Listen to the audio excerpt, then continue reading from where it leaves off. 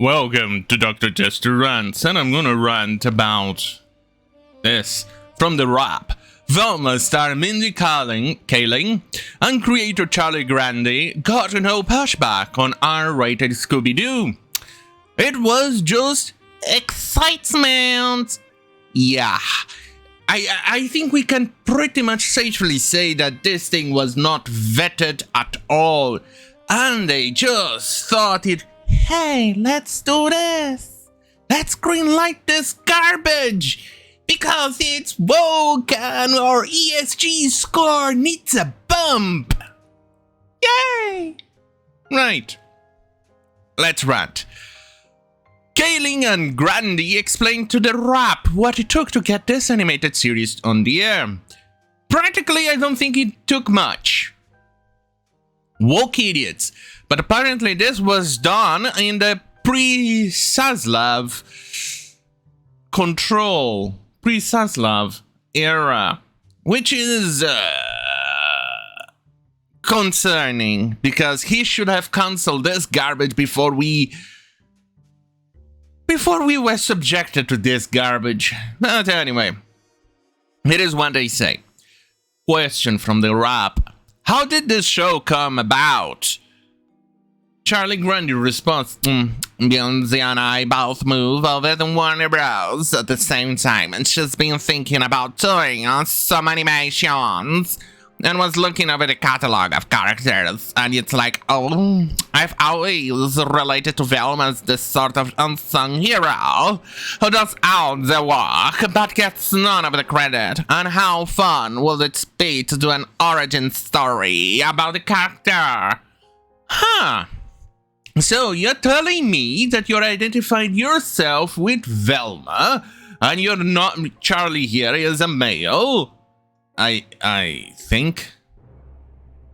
Hey, at this day and age, I don't even know anymore. Don't judge me.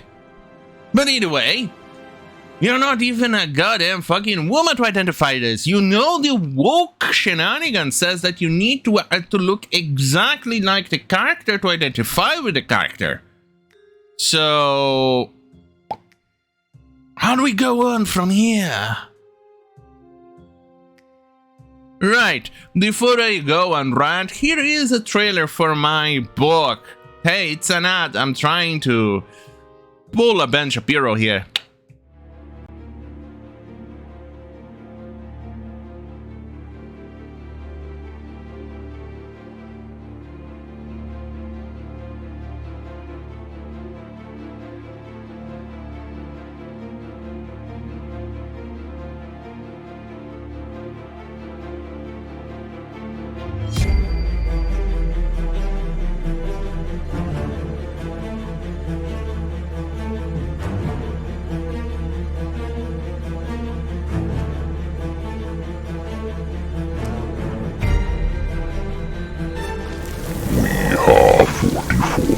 We are few, we are God's chosen knight.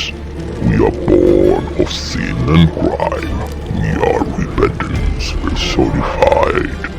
We are immortal, we are legend. We are God's wrath made manifest. And we know no fear.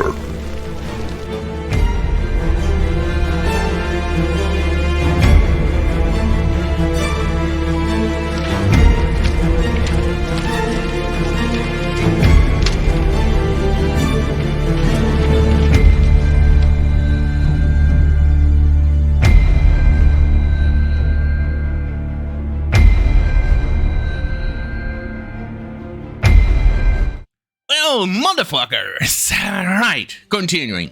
Mindy I work together. Mindy knew that I loved animations, and I watched a lot of it. I talked a lot about it, and she said, would you want to maybe try something like that? And it started as a conversation, and it really started to snowball from that point. God damn it. We pitched it softly to Warner Bros. Animation. They said, yeah, we would love to do this, so go on and do it. We definitely need some ESG scores. Right, continuing this garbage where I want to do it. Right. Well, was there any pushback to how hard-edged your take was? Hard-edged? I won't call this hard-edged. I will call this thing like a goddamn fucking turd. But anyway, let's see what Mindy Kaling said. God damn it. My sanity. Right. Oh, shit on a pickle. Oh, well. Oh, thank goodness this thing is... Right. No, it was just excitement. It's so great because we love this character. She's so iconic and obviously one of the few characters from the era that she was created I could actually identify with. Once again, really? You said that you woke idiot said that you cannot identify with a character that doesn't look like you. Then suddenly you identify with a character because she's a white woman and you're an Indian. Are you contradicting your messages?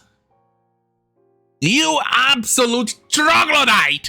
If you're going to spread propaganda, at least make sure your goddamn fucking talking points are the exact same thing. In one message you say, oh, because they're white and I could identify myself with it. And then suddenly, in this interview you go on and say, it's because I could actually identify with it. Oh, for the love of God, you people. Right, continuing. And it's no surprise, I love writing about young... Yeah, based on this show, I'm thinking you may have something in your closet that the police may actually be interested in checking out. Suffice to say, I mean, have you seen Velma? I've seen some trailers and let's just say it's quite concerning what they show in there. Especially because it's high school. Right. Sorry, I created the show. I just played a part, but this world of teenagers was such a fun world that I love to explore. Before it was such a great way to work with actors who we normally couldn't get to be on live action show. Mina Wayne, and Russell Peters, and obviously Glenn and Sam and Constance and Ivan RJ. What a weird surname. All these people who were killers on their own show were willing to come to voice on this. It's such a dream experience.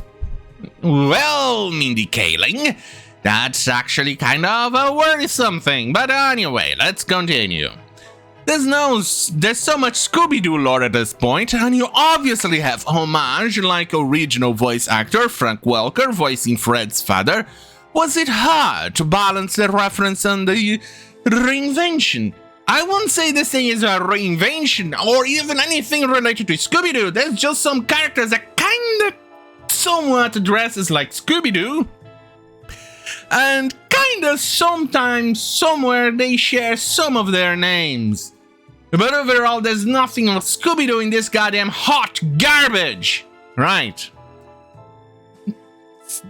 It is Charlie Grandi replying.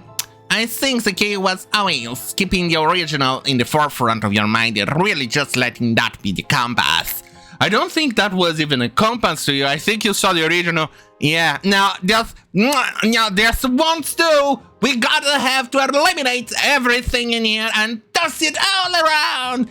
Go suck a cock. Right. What really attracted me to the project was I love Scooby-Doo. No, you don't. Growing up, and I love both the comedy and also the horror. And the goal for me was to try to update both for an audience. Oh, there you go. When you go and update for a modern audience, usually it's end up being shit. When it's shit, it's shit. Goddamn fucking shit. Stop updating shows for a modern audience. Stop doing that, because modern audiences are goddamn fucking retards. Well, the modern audience is usually SJWs, but details. It's not necessarily taking this character and updating them in the sense that, oh no, you're super crass and it's not what you thought. That's essentially that's what it is. It's just trying to keep the suspense and the horror and the jokes, but for something that would be engaging to an audience, more mature audience. Huh. It's weird because not even a mature audience actually likes this garbage. Not even the audience that you idiots made this show for likes this. Well, apparently too much woke. This is indeed too much woke for the woke tards. Fuck me. You know, you people should have had a pushback, because here, right now, this is Rotten Tomatoes score from season 1. 42 for the critics. This was 48 or 50 some time ago, give or take. And the audience score is 6%. But honestly, I think it's frozen right now. I think it might be lower. But because of politics and the woke tards and ESG and other retarded mentality, they probably froze it. And you're never gonna see a change on that number anymore. Unless it's for the positive. Which I highly doubt. Fuck me. And that goddamn fucking hell. You goddamn fucking suffered with me over this. Have a great fucking night.